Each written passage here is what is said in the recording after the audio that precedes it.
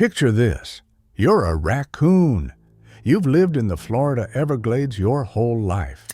Your ancestors were so plentiful, so unavoidable, so aggressively annoying that park rangers used to get calls about them raiding campsites. You're a nuisance. You're thriving. And then one day, you're just gone. Not gone like moved to a better neighborhood gone. Gone like 99.3% of your entire species vanished from the southern end of the park. That's not a population dip. That is an ecological apocalypse in slow motion.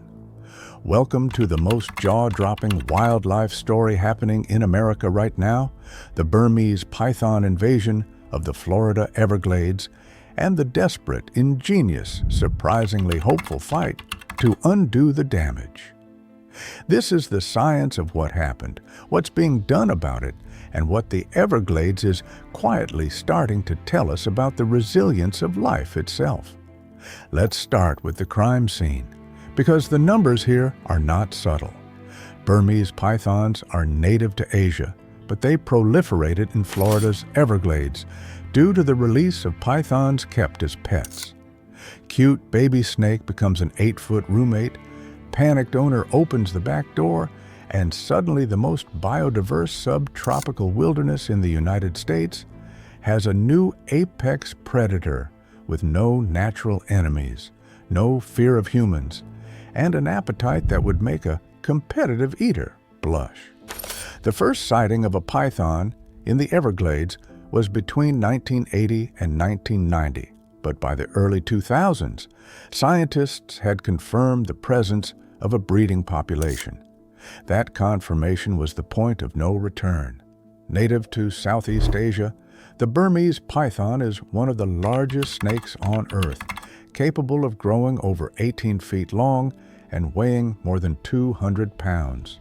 And they are, as one researcher put it, unnervingly good at this place. They're just so good at hunting, hiding, and surviving here, one expert observed. They seem like they were made to be in this type of environment. Here's what that means in hard data. Researchers drove tens of thousands of miles along Everglades roads, counting wildlife and comparing results to surveys from the mid-90s. What they found was staggering. A drop of 99.3% among raccoons, 98.9% for opossums, 94.1% for white-tailed deer, and 87.5% for bobcats. Rabbits and foxes, commonly spotted in earlier years, were totally absent.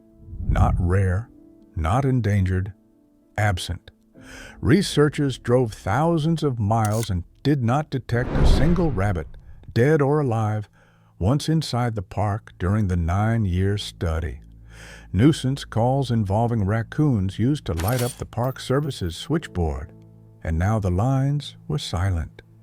Mike Kirkland, a senior invasive animal biologist with South Florida's Water Management District, called it an ecological collapse. And the damage didn't stop with the animals, you can see. The disappearance of small mammals affects predators like bobcats and birds of prey, and it also changes seed dispersal and vegetation growth. Pull one thread and the whole sweater unravels.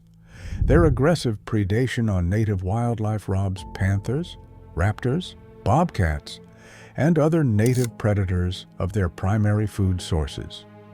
University of Florida researchers identified 85 species of birds, mammals, and reptiles being eaten by pythons in the Everglades. 85 species. That's not a predator. That's a food vacuum. Nearly 80% of radio-tracked marsh rabbits that died in Everglades National Park in one study were eaten by Burmese pythons. Scientists fitted the rabbits with transmitters, released them, and watched. A year later, there was no sign of a rabbit population in the study area. 1 year, gone. So here's the question that probably just hit you. If this is the worst invasive species disaster in American history, did anyone actually try to stop it? And did stopping it do anything? Comment your answer below. Did you think Florida's python removal efforts were actually moving the needle before watching this? Because the answer is wilder than you'd expect. Here's where the story pivots. Florida decided to fight back, and it did so by doing something that sounds completely insane, using the pythons against themselves. Conservationists used radio telemetry to track 40 previously tagged male pythons dubbed scout snakes during their annual mating season. The logic is diabolically clever, as pythons form mating aggregations consisting of multiple male suitors lured by a female. Tracking them during their breeding season can increase the number of snakes removed. You don't hunt the needle in the haystack, you let the needle find the other needles, then you swoop in.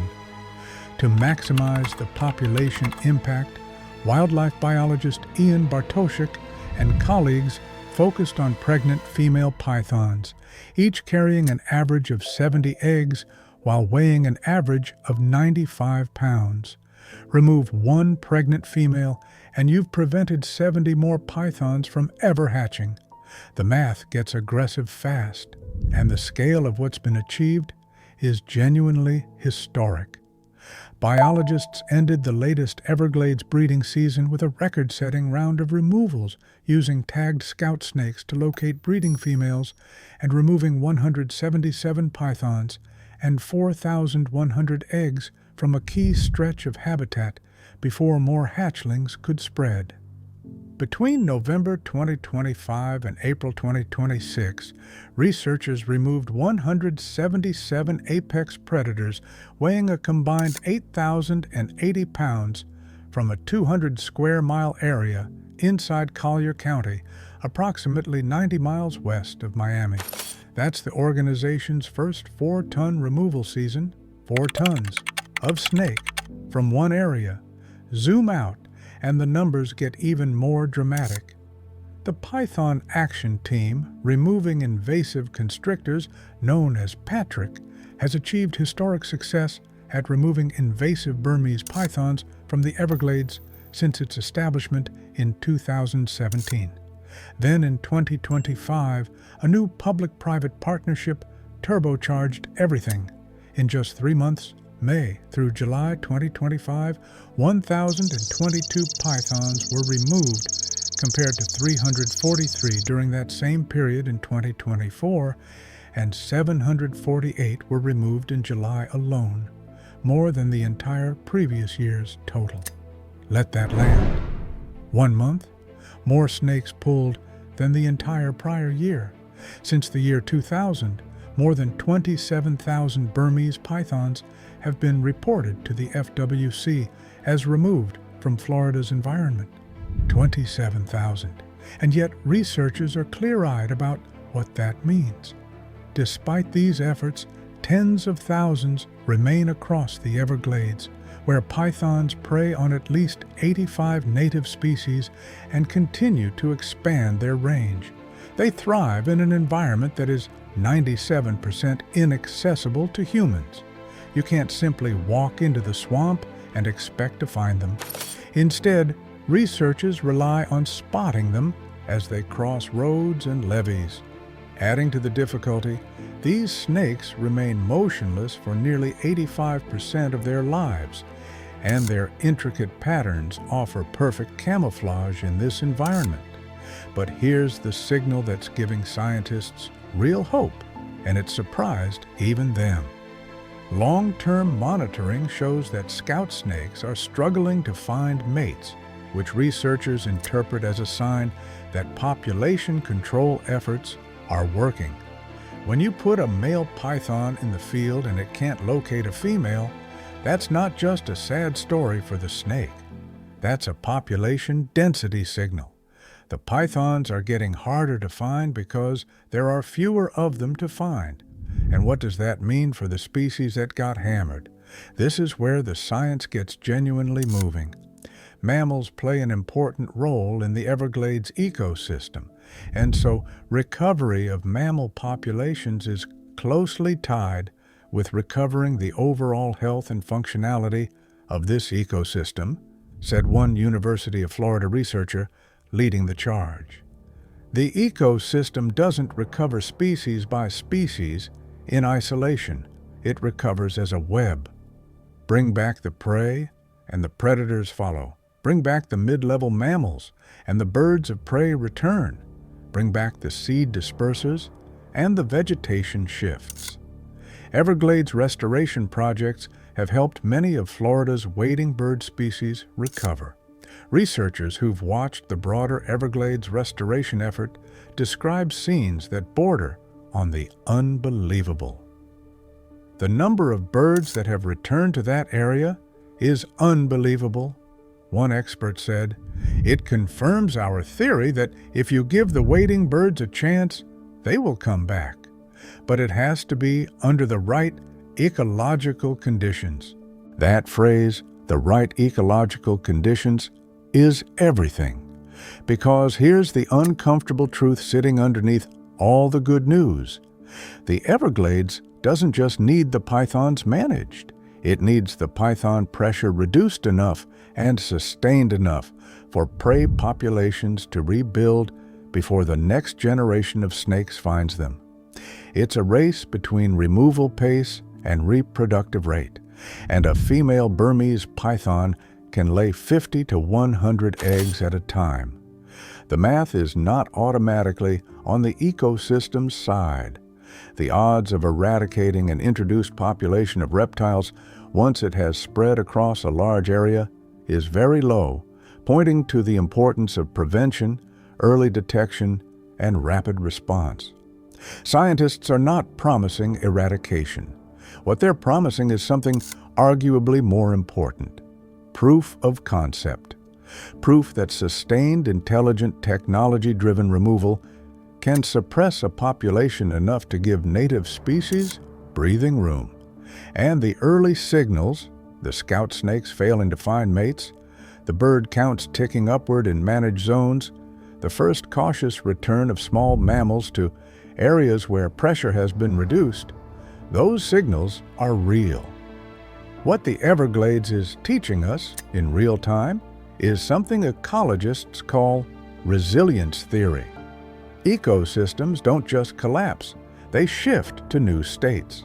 And with enough intervention, they can shift back, not to what they were. That version of the Everglades may be gone, but to something that functions, something that breathes, something that has raccoons annoying park rangers again. The Everglades is 1.5 million acres of the most biologically complex wetland in North America. It is also, right now, one of the most important ecological experiments on Earth. Every python pulled out of that water is a data point. Every rabbit track spotted in a zone where they'd been absent is a data point. Every wading bird nest counted above last year's number is a data point. And those data points are starting to tell a story that even the scientists running the studies didn't fully expect to be telling this soon. Nature, it turns out, is stubbornly, almost defiantly alive, given even half a chance. The question is whether we can give it more than half. If you want to see this fight keep going, share this video with someone who doesn't know this story yet. Subscribe so you don't miss what happens next in the Everglades, because this story is nowhere near over, and every chapter is wilder than the last.